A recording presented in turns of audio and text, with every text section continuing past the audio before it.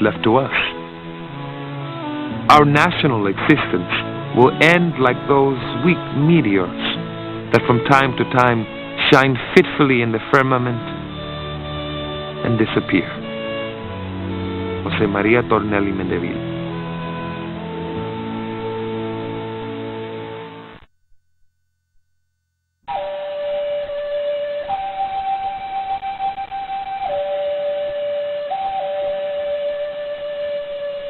In the early morning hours of November 14, 1833, one of the largest meteor showers in history lit up the night sky over North America.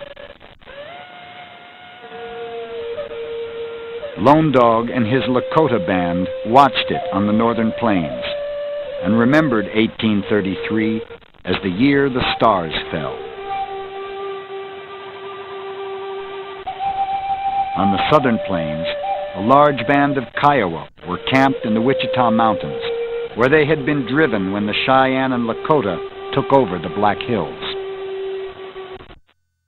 And they were awakened by the light of falling stars. And they ran out into the false day and were terrified. They thought the world was coming to an end. You can imagine something like that happening directly overhead, this havoc in the night sky. And so it's very much in their blood memory. I think the Kiowas took the falling stars as a sign. It was an omen, and bad things followed. You can start counting the catastrophes.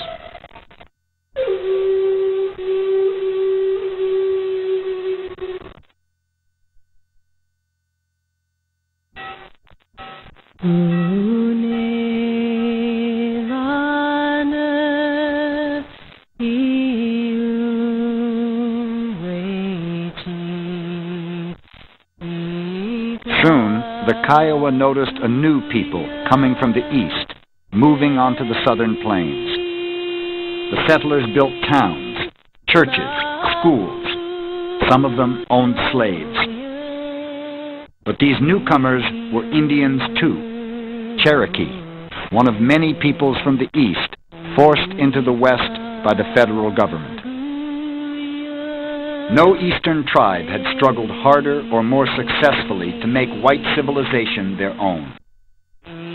For generations, the Cherokee had lived side by side with whites in Georgia. They had devised a written language, published their own newspaper, adopted a constitution, and the Christian faith. But after gold was discovered on their land, even they were told they would have to start over again in the West.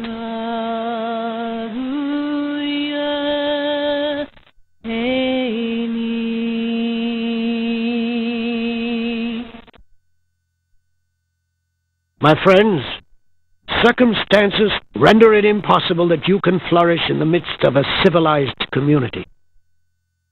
You have but one remedy within your reach, and that is to remove to the west, and the sooner you do this, the sooner will commence your career of improvement and prosperity.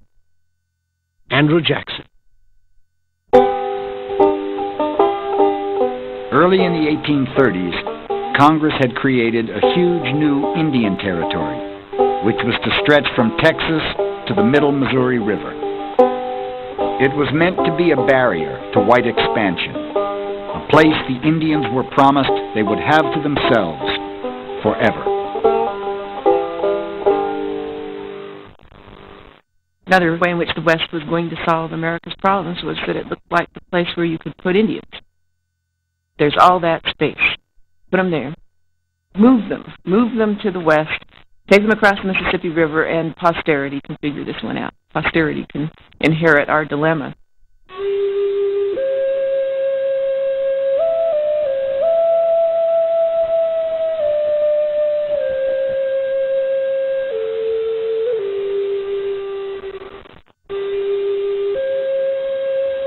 One by one, Indian peoples were removed to the west. The Delaware, Ottawa, Shawnee, and Potawatomi. The Sac and Fox, Miami, and Kickapoo, the Choctaw, Chickasaw, Creek, and Seminole. In all, some 90,000 Indians were relocated. The Cherokee were among the last to go. Some reluctantly agreed to move. Others were driven from their homes at bayonet point. Almost 2,000 of them died along the route they remember as the Trail of Tears. The Cherokee are probably the most tragic instance of what could have succeeded in American Indian policy and didn't. All these things that Americans would proudly see as the hallmarks of civilization are born to the West by Indian people. They do everything we ask except one thing. What the Cherokees ultimately are, they may be Christian, they may be literate, they may have a government like ours, but ultimately they're Indian. And in the end, being Indian is what kills them.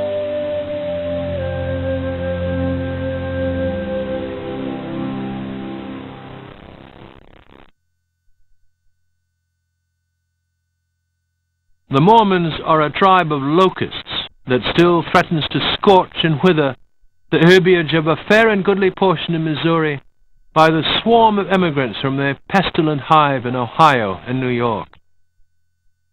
Samuel Owens, 1837. They called themselves the Church of Jesus Christ of Latter-day Saints. The world called them the Mormons, after the Book of Mormon, which their founder, Joseph Smith, said he had translated from a set of golden plates he had been divinely guided to discover. The book said that Jesus Christ had preached in America after the resurrection and would return when a new, true church was established. Everywhere they went, the Mormons gathered converts. And everywhere they went, they made enemies. If we were of the world, I believe that the people would love us well enough to let us remain somewhere in the state. But they hate us, despise us, and persecute us. And when they kill us, they verily think they do God's service. Elizabeth Haven Barlow.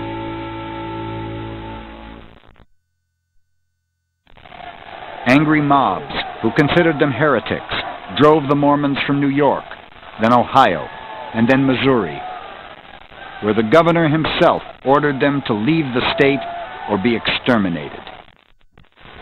In Illinois, Joseph Smith bought a small settlement, renamed it Nauvoo, and turned it into the second biggest city in the state.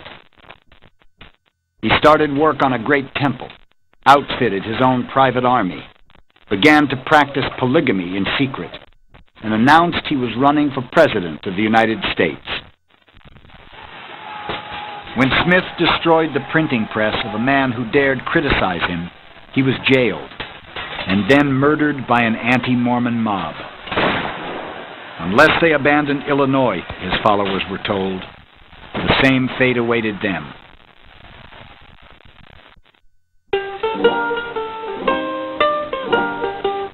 We face a crisis of extraordinary and thrilling interest. The exodus of the nation of the only true Israel from these United States to a far distant region of the West. Wake up, dear brethren, to the present glorious emergency in which the God of heaven has placed you to prove your faith by your works. Brigham Young. Now the Mormons pinned their hopes on a big Vermont-born carpenter named Brigham Young, one of the church's 12 apostles.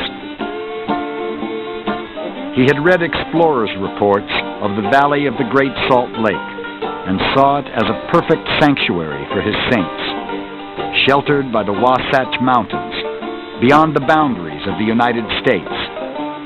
He would take his people there.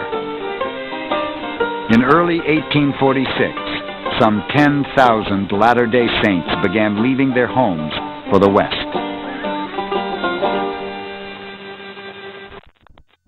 Now concerning this strange people, I'm now going to sing, for the way they have been treated, I think it is a sin. And sing tittery-irie, sing tittery-irie-o. They've been driven from their home.